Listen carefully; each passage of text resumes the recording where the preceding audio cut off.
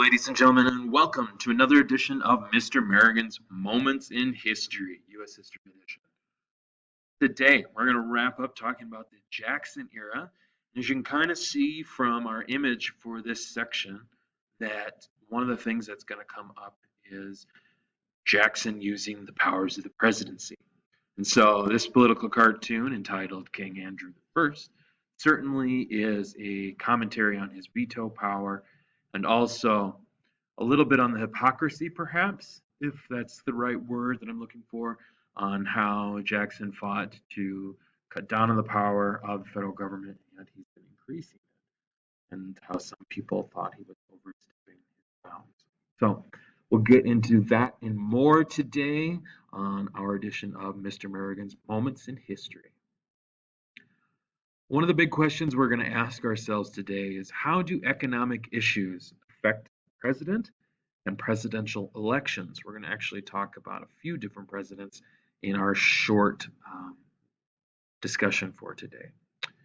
But our learning target, our main idea to begin here with, is I can identify how President Jackson forced the national bank to close and how economic problems ended up splitting the Democratic Party.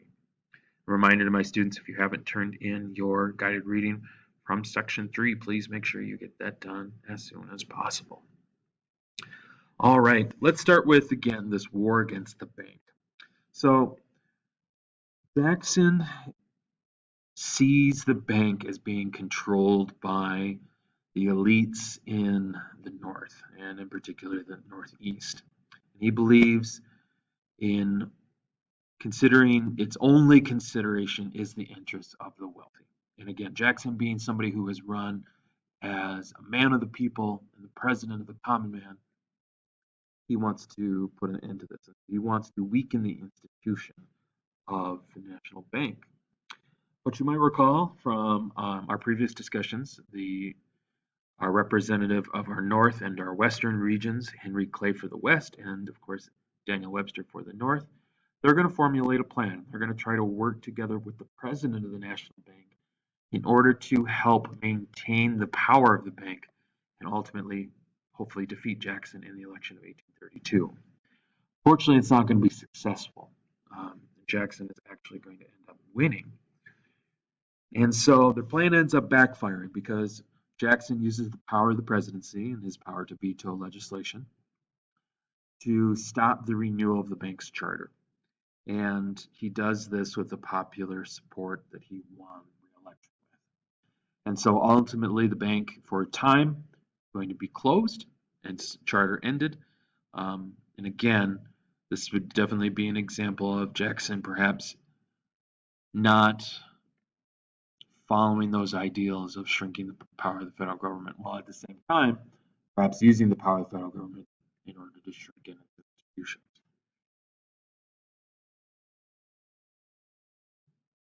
So again, just as a reminder for our vocab, veto means to reject a bill and prevent it from becoming a law, which, remember, can be overridden by Congress, but you need a two-thirds majority. All right, fast forwarding a little bit, Martin Van Buren, kind of, again, chosen by Jackson to be his successor, was elected president in 1836. And pretty shortly into his presidency, he's going to hit some really tough economic situations. And the country is really going to enter into what we call an economic depression. A quick check on our vocab. An economic depression refers to a period of low economic activity and very widespread unemployment. And Van Buren really does believe in the principle of laissez-faire, which, again, you guys might remember from previous episodes, is again that hands-off approach. And he established a new treasury system where private banks could now be dependent upon, would not be dependent upon federal funds. So again, heading into the private sector with no support from the federal government's funds, unlike what we'll see certainly later on in history, particularly in the Great Depression.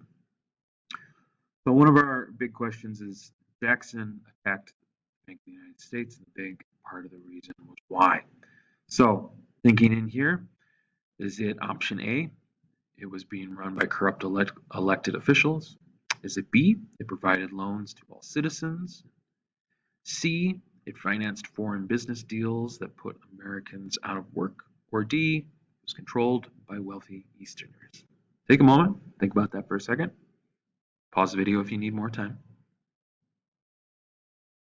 Looking at our answer, we're looking at D, right?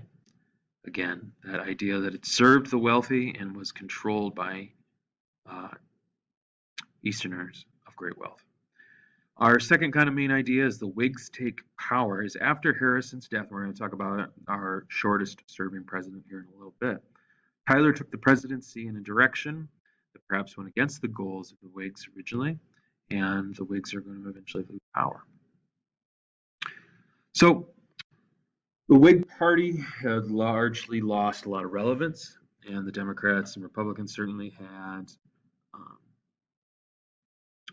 power earlier, but you're going to see again that the Republicans are going to split, and then Democrats are going to kind of form out of the party of Jackson. But the Whigs still held on, and they nominated William Henry Harrison, who you might recall gained some fame in the Battle of Tippecanoe in the War of 1812, much like Jackson had gained fame after the Battle of New Orleans.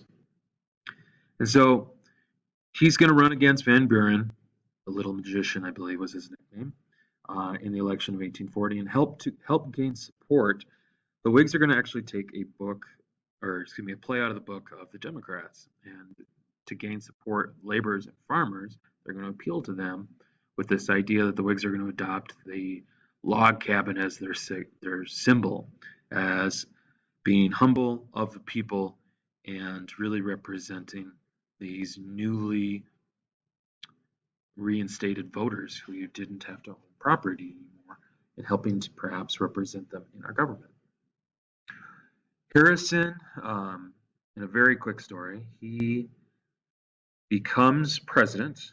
He gives his inauguration on a pretty cold and wet day, but he refuses to wear a coat.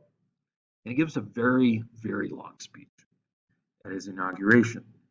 And about a month later, like 30-ish days later, he's going to die of pneumonia. And he becomes the shortest serving president in American history, partially because perhaps of his need to look, perhaps tough is not the right word, but to look maybe perhaps in his eyes presidential and firm.